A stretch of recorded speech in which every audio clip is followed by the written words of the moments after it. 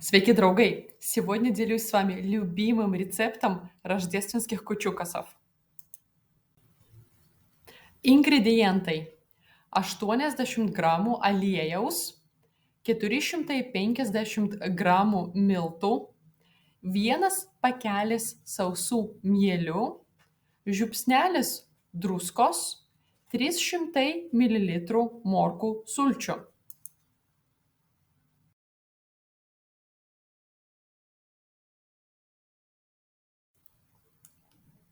Paruošimo būdas: 2-3 šaukštus miltų atidėkite, likusius suberkite į dubenį, ten pat suberkite mieles ir gerai išmaišykite, kad mielės tolygiai pasiskirstytų.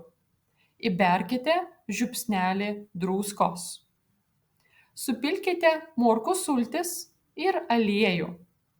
Užminkykite tešlą. Tešla turi būti minkšta, bet nelipni.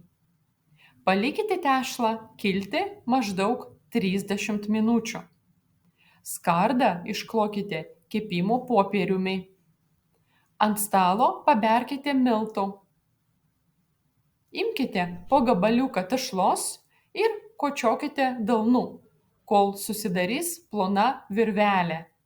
Supjaustykite mažais gabaliukais.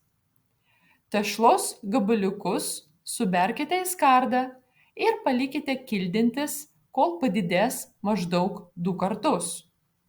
Kepkite apie 15 minučių iki 180 laipsnių įkaitintoje orkaitėje.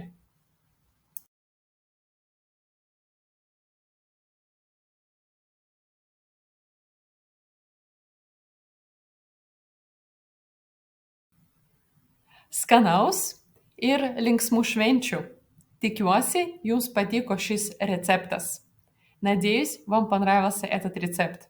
Если хотите больше рецептов по-литовски, ставьте лайк.